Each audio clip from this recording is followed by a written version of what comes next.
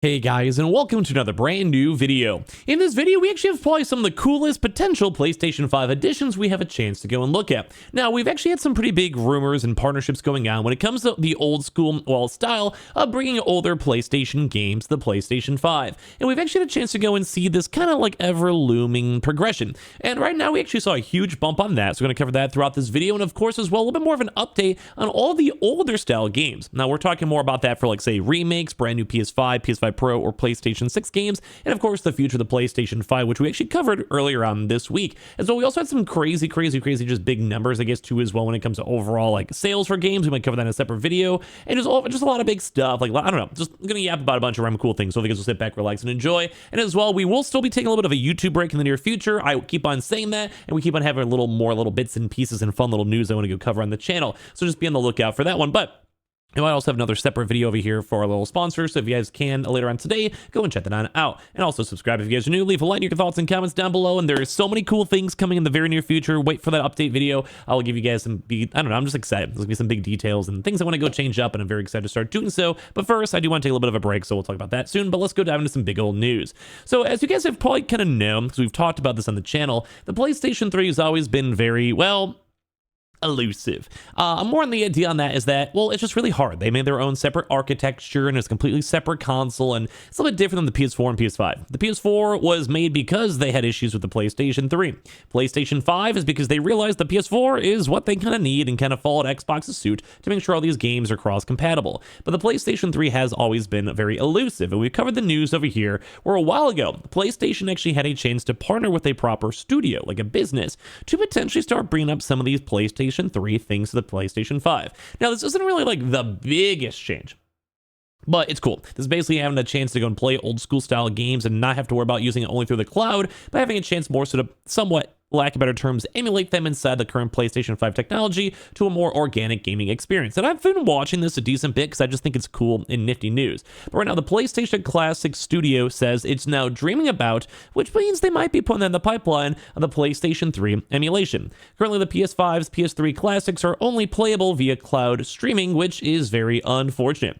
Implicit conversions, the developer responsible for many of the PlayStation Classics ports in the PlayStation 5. As you guys do know, they have been porting over games and also using some of them for the streamability with the bigger PlayStation Pluses. So it's kind of just showing that like the possibility is there. It says it's researching the possibility of bringing PlayStation 3 games to modern platforms. So we've kind of, like I said, we've covered a few of these like sporadically. This is kind of like that big head honcho where, as spotted by Reddit, the studio recently updated their roadmap for its Syrup engine, which powers many of the classic games in the PlayStation Plus. So basically, their actual technology, like this is from the people that are making the technology that PlayStation themselves is looking at and wanting to utilize.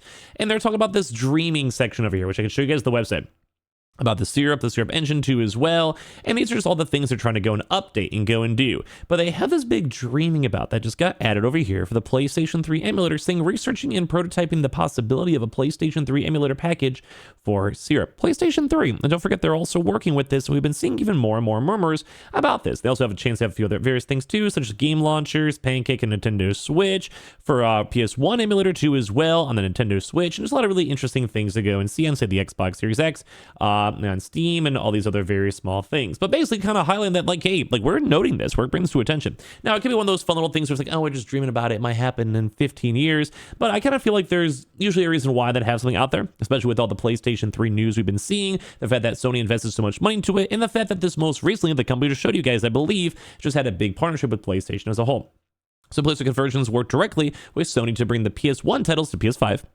And previously, its co-founder worked on PS2 emulation for the PS4. So they're no like strangers of love, because they've had a chance to go and bring these old school games that we did love on the PS2 and PS1 over to these new proper generation consoles. And of course, the PS3 still is very scary, but it's a big thing to know. So while the majority of PS5's PlayStation Classics games are available to download and play via emulation, currently PS3 games are only playable via cloud streaming.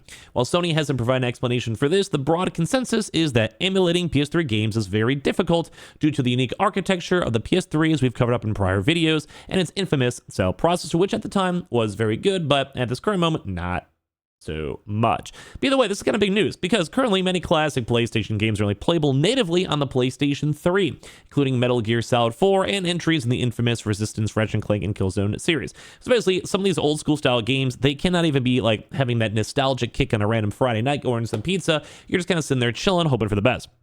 So following PlayStation Classics launch, VGC Jordan Miller wrote a column criticizing Sony's lack of support for the classic console, and I myself have always been a little bit of an advocate of, if why not just, maybe get 20, 30 people and maybe try to go rebuild it. I don't know how it kind of really works out. I'm not really sure the best way to do it. Like, I don't know, because I'm not really sure exactly how they are going to be making these emulators on that end. Like, just, I mean, if you had the source code, I feel like you'd be able to go reverse engineer it possibly, but I'm not an engineer, so I have literally no idea.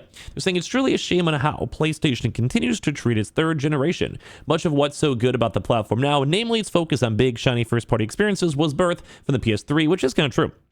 PS1, PS2 were great graphical upgrades. PS3 is kind of when it started getting like that HD 720p and things are going crazy and gaming kind of started exploding even more than it was before. So it's intriguing to go and see this because the excuses about how technically challenging it might be to get the PS3 games running natively on the PS5 hold less and less water as more emulators emerge on the PC scene, running on hardware that's even farther below that of the PlayStation 5. And while people are kind of slowly figuring out both the PS4, PS3, PS5 emulation, basically jailbreaking slowly over time, I just want to be able to go play my old school games, and it does kind of seem like we're seeing some big updates on that, which is nice to go and see. Now, as well, we had a little bit more of a, I think, more proper update too on more of the rumors, just more updates and people talking about it, that PlayStation is still working on reviving some of its old school franchises. Now, we made a video on this a few days ago, just had a good excuse to bring it up again on the same topic of these classics.